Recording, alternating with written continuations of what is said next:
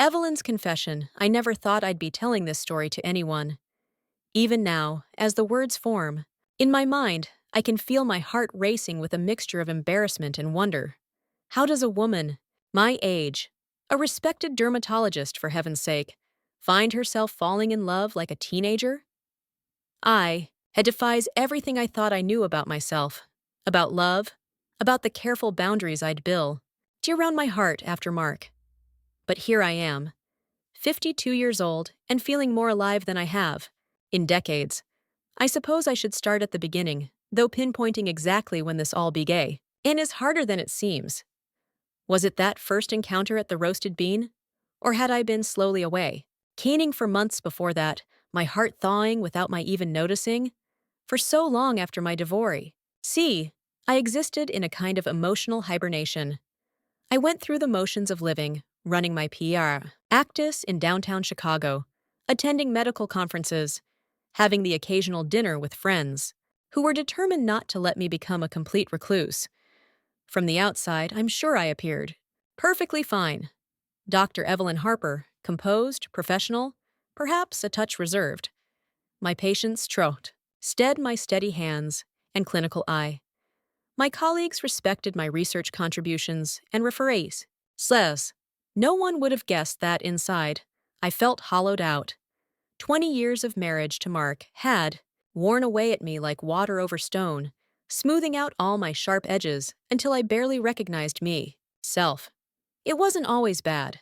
That's the thing that's so hard to explain to people who haven't lived TCH. Pruitt. We had good years, especially in the beginning. He was brilliant, charismatic, could light up a room with just his presence. I fell in love with his mind first. The way he could talk about architecture, his passion, for hours, making me see beauty in angles and spaces I'd never noticed before. The control came so gradually that I didn't see it for what it was. A comment about my clothes. Questions about where I'd been and who I'd spoken to. Subtle criticisms disguised as concern. Sponte. Time I recognized the pattern, I was already trapped in it, making myself smaller and quieter to avoid his unpredictable anger. The night I finally left, there had been no dramatic showdown. No own plates or screamed accusations.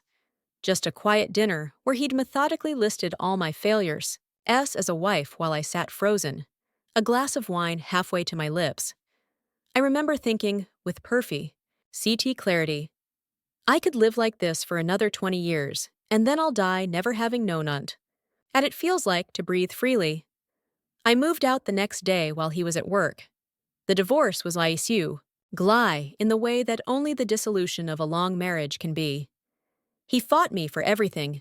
The house in Lincoln Park that I'd largely paid for, artwork we'd collected together, even custody of our aging golden retriever, Samson. He didn't particularly want Samson, he just knew how much I loved that dog. In the end, I got my freedom and not much else. Started over at 47 in a sleek but soulless apartment overlooking Lake Michigan, building a new life one careful brick at a time. Ryans tried to help in the only way they knew how, by attempting to set me up with every divorced or widowed man in the greater Chicago area. I went on exactly 3 dates before deciding I couldn't be it, sitting across from perfectly nice men, making small talk about careers and hobbies, all wahad, feeling like I was auditioning for a role I didn't even want. You're still young, my friend Ni would insist. You could find someone wonderful. But I didn't want someone wonderful. I didn't want anyone at all. I had my practice, my research, my few close friends. I had Samson until he passes, peacefully 2 years ago, leaving another empty space in my carefully ordered life. It was enough. It had to be enough. And then came that October morning last year. Chicago was at its most beautiful. The trees along Michigan Avenue turning brilliant shades of red and gold, the air crisp enough to warrant the cashmere scarf I'd wrapped around my neck. I had just finished a particularly challenging day at the clinic, a new laser treatment gone slightly awry, requiring all my skill to correct, and I was exhausted in that bone-deep way that only other doctors might understand. The roasted bean as my sanctuary, had been since I discovered it shortly after moving to my new apartment. It wasn't trying too hard to be hip or exclusive. It was simply warm, with mismatched furniture and the perpetual scent of cinnamon mingling with coffee. Sarah, the owner, had a gift for remembering every regular, ours preferred drink, and just enough details about their lives to make each interaction feel personal, without being intrusive. "Rough one today?" she asked as I approached the counter, already reaching for my usual mug, an oversized ceramic thing glazed in deep blue. "You have no idea," I said, atting a smile that probably looked more like a grimace. "Double shot, please." "Coming right up, and I'm throwing in one of the lemon scones. You look like you need it." I was too tired to argue, so I just nodded gratefully and moved to the side to wait. That's when I noticed him. He wasn't conventionally handsome, not in the way that turns heads. Too thin, for one thing, with the kind of pallor this at suggested he spent more time indoors than out. Dark hair that curled slightly over his ears, indesigned of a trim. He wore jeans with a hole in one knee and a charcoal sweater pushed up to reveal four arms covered in faded ink, tattoos that looked like they had stories behind them. What caught my attention, though, were his eyes. Dark, intense, focused entirely on the laptop screen in front of him. Here was frustration in his posture. I recognized it from my residents when they hit a wall in their research. The slightly hunched shoulders, the hand repeatedly running through his hair, the occasion, forceful tap of the delete key. He would type furiously for a moment, then stop, read, and delete. Again. I'm not sure why I kept watching him. Perhaps because he was so clearly lost in his own world, unaware of being observed. There was something compelling about his concentration, about the ion visible even in his profile. When Sarah called my name, I startled slightly, embarrassed to be staring at a stranger. I collected my latte and scone, fully intending to take them to my usual corner table, but found myself hesitating. The cafe was unusually crowded for a Thursday afternoon. The only open seat was at a communal table, and it happened to be directly across from him. I considered taking my coffee to go, but the thought of returning to my empty apartment was unbearable.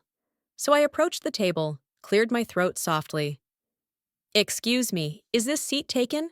He looked up, blinking as if coming back from somewhere far away.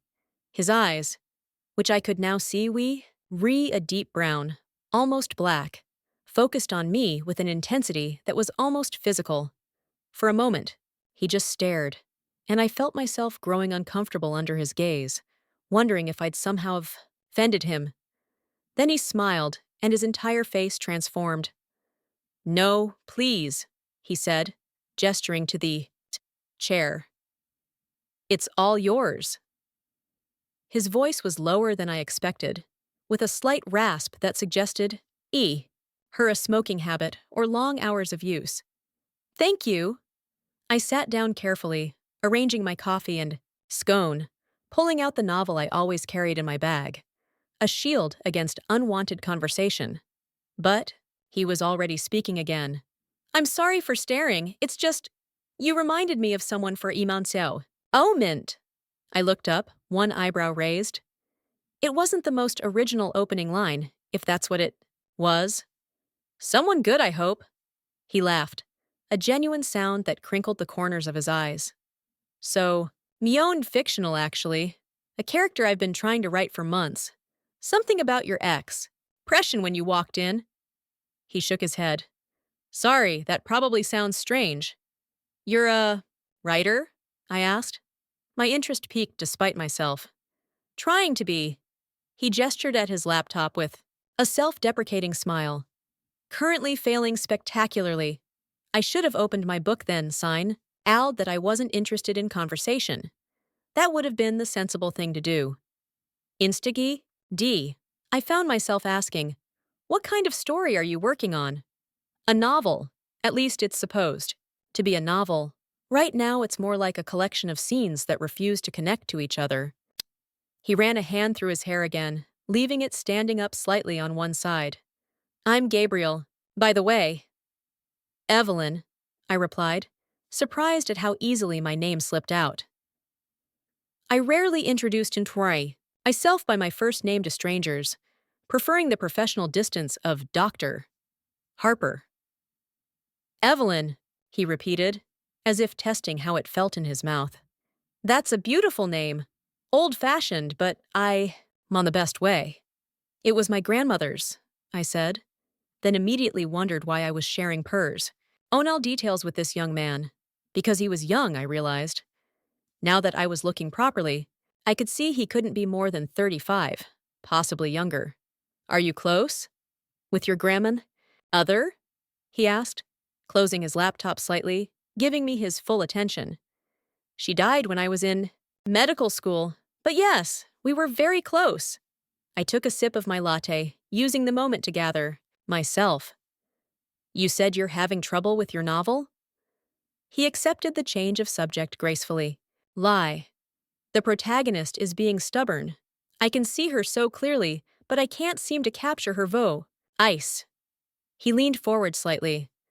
She's a woman in her early 50s who's just rediscovering her CLF after years of living for everyone else. I keep writing her scenes, but they feel inauthentic, like I'm imposing my perspective instead of finding hers. I nearly choked on my coffee. That's specific. I know, my agent thinks I'm crazy for trying to write so far outside my own experience. Maybe she's right. He shrugged, then fixed those dark eyes on me again.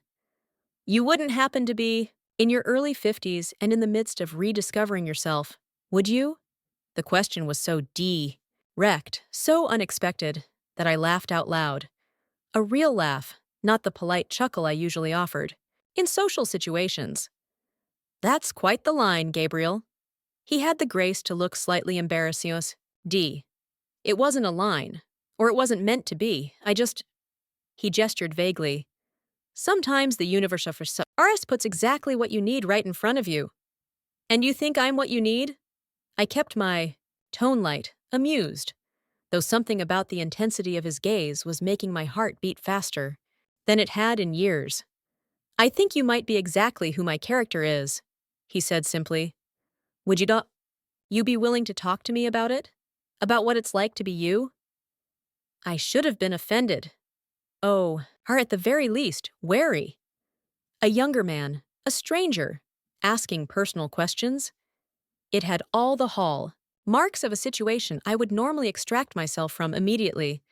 But there was something so earnest in his expression, so genuinely curious without being invasive. I'm a dermatologist, not a actor in a novel, I said finally. I doubt my life would make for compelling reading. Everyone's life has a story worth telling, he said, with such conviction that I almost believed him. Especially, someone with eyes like yours. What's wrong with my eyes? I asked, immediately self-conscious. Nothing's wrong with them. They're beautiful. But they're also... He paused, searching for the right word, guarded. Like you've seen things you're still processing. That's interesting to me as a writer. I stared at him, this young man who somehow saw too much. You're very direct. And life's too short not to be. He smiled again, that transformative smile. So what do you say, W? Would you be willing to meet me for coffee sometime and just talk? I promise I'm not a serial killer or a con artist. Just a writer with a deadline and a character who's eluding him. Perhaps it was the exhaustion from my long day. Or maybe it was the fact that no one had looked at me. Really at me, in years. Whatever the reason, I heard myself say, I'm free on Sunday morning. His eyebrow shot up in surprise, as if he hadn't expected me to agree. Then that smile again, bright and genuine. Nay, Sunday morning would be perfect. Right here, around 10? 10, I agreed, already wondering what on earth I was thinking. I didn't tell anyone about my plans to meet Gabriel. Not because I was embarrassed, I told myself, but because there was nothing to tell. I was simply helping a young writer with his character development. It was hardly worth mentioning, But as Sunday approached, I found myself thinking about him constantly. The way his hands had moved as he spoke, expressive and elegant. The intensity in his eyes when he listened, as if every word mattered. The unexpected laugh that seemed to start somewhere deep in his chest. I caught myself changing outfits 3 times at mornings, Ning finally settling on a pair of well-fitted jeans and a soft blue sweater that a saleswoman had on. C told me brought out my eyes. He was already there when I arrived, occupying a quiet corner table, with 2 steaming mugs in front of him.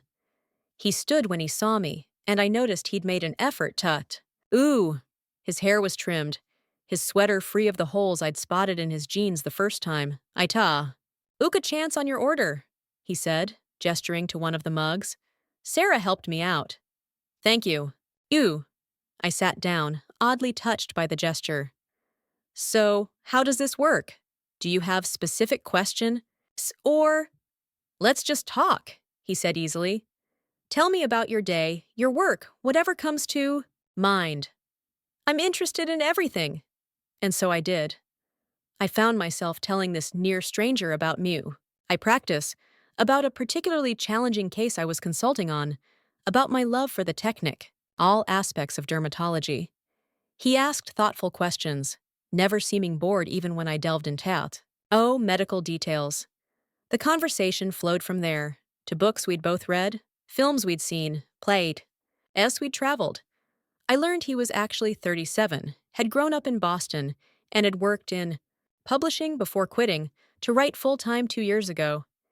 He'd moved to Chicago partly for a change of scenery, and partly because living costs were lower than in New York. Also, he admitted with a sheepish grin, I have a slight obsession with the Art Institute. I can spend hours in there. It is magnificent, I agreed. I go at least once a month, usually on Sunday afternoons. Really? Hi! Eyes lit up. Would you consider going today? After this, I'd love to see it through your eyes.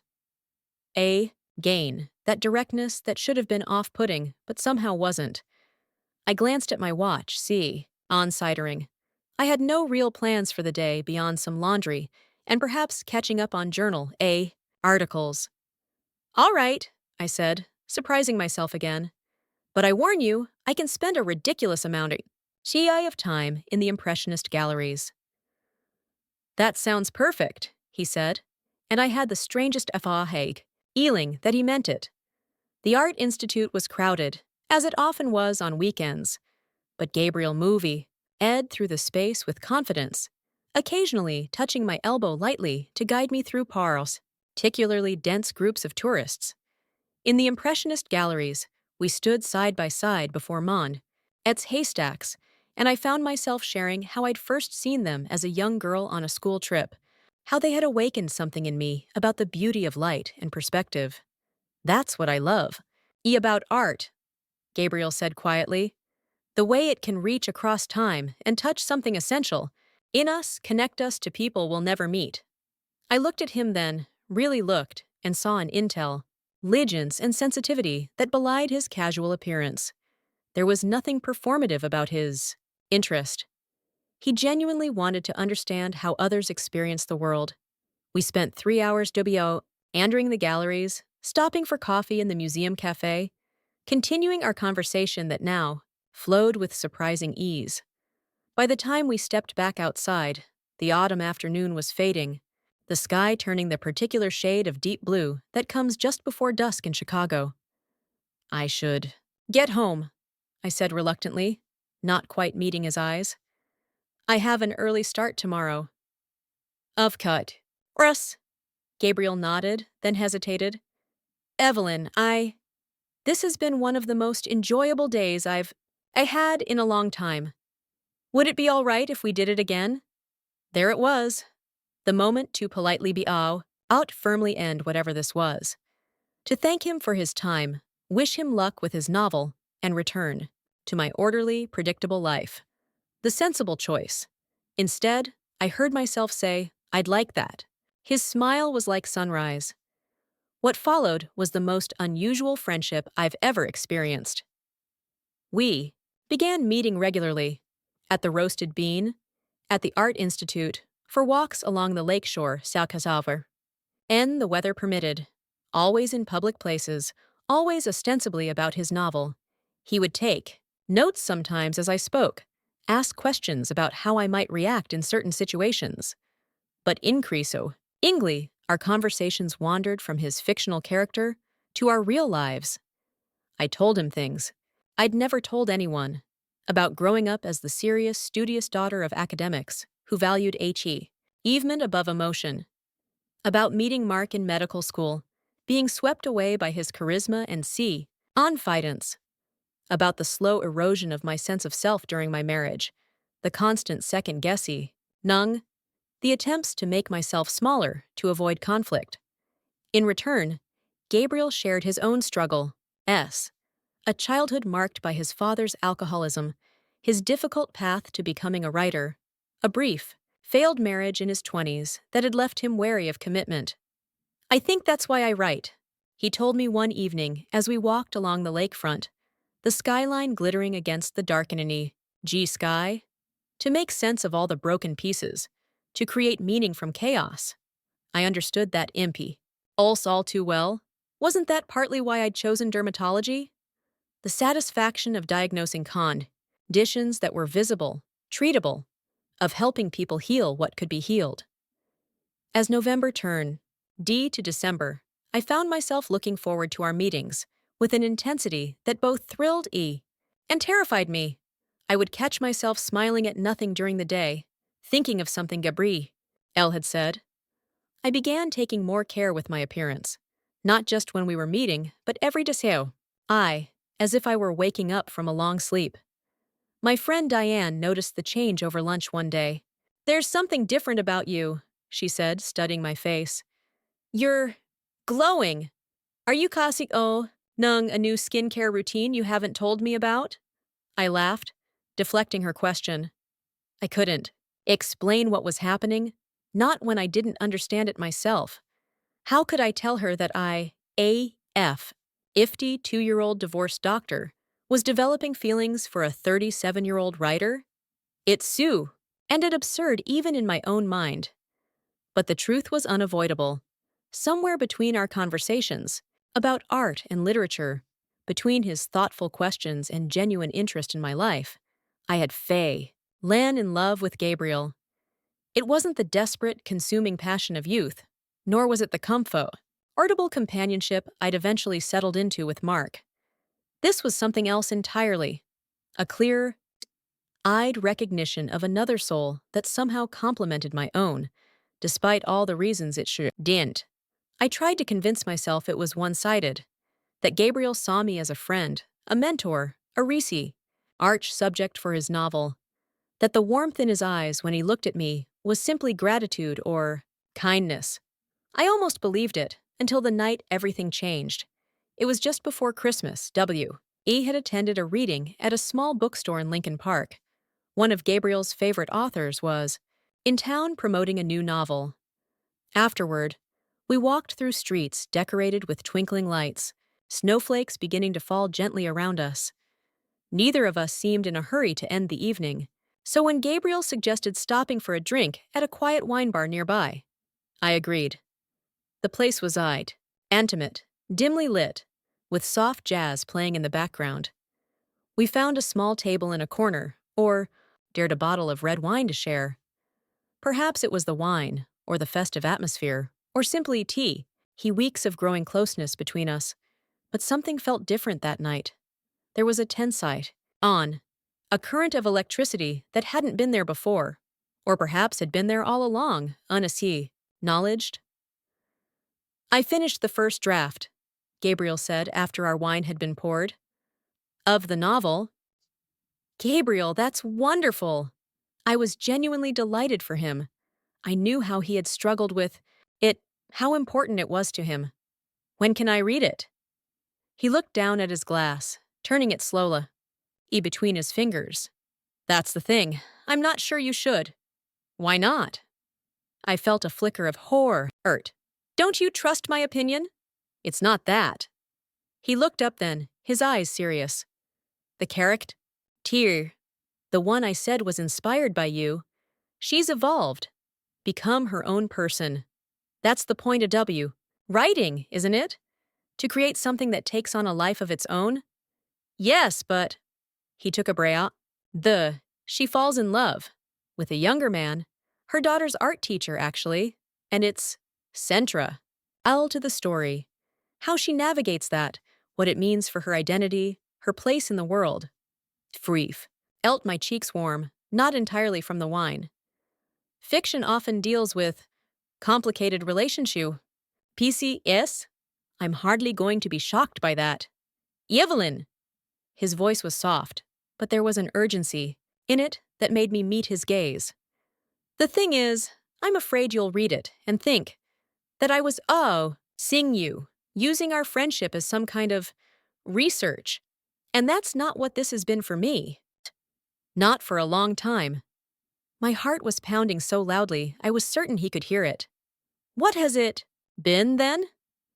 He reached across the table, his hand covering mine. His skin was warm, his touch sent electricity up my arm. I think you know. Gabrielle? I tried to keep my voice steady. I'm 5 years older than you. 16, he corrected with a small smile. I'm actually 36, Dude, that first day.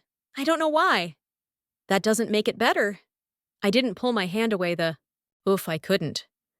Do you think I care about that? About some arbitrary number? People will care, I said quietly. They always do. Let them. His fingers intertwined with mine now, deliberate, or tane. Evelyn, I've spent months getting to know you. Not just your story, but you. The way you're me and works. The way you see the world. The person you are beneath all the walls you've built to protect. To yourself. He leaned closer. I'm in love with you. And I hope, you might feel something for me too. There it was, the moment of truth. I could pull away, laugh it off, blame the wine. Tell he was confused, that what he felt was admiration or affection, not love. That would be the sensey, blue thing to do, the safe thing, the thing that would protect both of us from the judgment that would inevitably come. Instead, I turned my hand over, palm to palm with his. I do, I whispered. God, help me, I do. His smile then was like nothing I'd ever seen, relief and joy, and something deeper, something that made my breath catch in my throat. Can I kiss you? He asked, and the question was so tender, so respectful, that tears sprang to my eyes. I nodded, not trusting myself to speak. He moved to kneel beside my chair, one hand still holding mine, the other coming up to gently touch my face, and then his lips were on mine, soft at first, questioning, then more insistent as I responded. Dead. I had forgotten what it felt like to be kissed like this, with reverence, with desire, with hunger that matched my own. I had forgotten, or perhaps had never truly known. When we finally pulled apart, both slightly breathless, I could see my own wonder reflected in his eyes. Come home with me. Yeah, he said softly. Not for, just to talk. I'm not ready for this night to end. I hesitated, only briefly before nodding. We paid our bill, stepped out into the snowy night, his arm around my waist now, no pretense of friendly distance between us. His apartment was in an old converted warehouse, used in Wicker Park, one large open space with high ceilings and windows that looked out over the side. It was sparsely furnished but warm, with bookshelves covering one entire wall and a small upright piano in one corner. It suited him, I thought, unpretentious but thoughtful, with character. He made tea, and we sat on his worn leather couch, talking in low voices about what this meant, about the implications and challenges ahead, about how to navigate a relationship with such an age gap, about what people might say or think. But with each concern raised, each potential obstacle identified, I found myself caring less about the outside world and more about the man beside me, his intelligence, his kindness, his ability to see me for who I truly was. When he kissed me again, I didn't hesitate. And when his kisses grew more heated, his hands beginning to explore with a reverence that brought tears to my eyes, I didn't stop him. For the first time in years, perhaps the first time ever, I allow myself to be fully present in my body, fully aware of its capacity for pleasure and connection. He didn't make love that night. There was an unspoken agreement between us that some thresholds didn't be crossed too quickly. But when I finally left his apartment in the early hours of the morning, зрения, что-то фундаментальное сместилось в моем понимании себя, того, что возможно. The months, since then, have been the most transformative of my life. Gabriel and I have moved slowly, deliberately, building something I never expected to find at this stage of my life. There have been difficult moments, sideways glances in restaurants, a particularly cutting comment from a colleague who saw us together, my own recurring doubts about what he could possibly see in a woman whose youth is well behind her. But for every difficult moment, there have been a dozen beautiful ones. Waking up beside him on Sunday mornings, sunlight streaming through the windows, discovering his passion for cooking, which he approaches with the same creativity he brings to his writing, reading the finished novel, each bears little resemblance to our story, despite his concerns, and feeling proud of his talent, his voice. Most beautiful of all has been the rediscovery of myself, not just as a lover or partner, but as a woman with desires and dreams I had long ago set aside. I have started painting again, something I loved in college but abandoned during my marriage. I've become more adventurous in my practice, pursuing research interests I had once thought too risky or time-consuming. I've even begun to heal my relationship with my body, seeing it through Gabriel's loving eyes, rather than the critical gaze I had internalized for so long. Last week, Gabriel asked me to move in with him. We were in my apartment, cooking dinner together, when he simply said, "I want to wake up with you every day. Not just sometimes, always." I haven't given him an answer yet. Not because I don't want to, God knows I do, because I want to be certain I'm doing it for the right reasons. That I'm choosing this life with clear eyes and a full heart, not out of fear of being alone or nostalgia for my youth. But standing here now, watching the snow fall over Lake Michigan, I think I know what my answer will be. Because the truth is, loving Gabriel has taught me that it's never too late to begin again. That the heart doesn't recognize the boundaries we try to impose on it. Age, convention, our own limiting beliefs appear out what we deserve. I am 52 years old, and I am in love with a man 16 years my junior. It is unexpected, complicated, and the most authentic thing I have ever experienced. Whatever comes next, judgment, challenges, the inevitable march of time that will only widen the gap between us. This. I choose him, I choose us. And for the first time in my life, I am not afraid.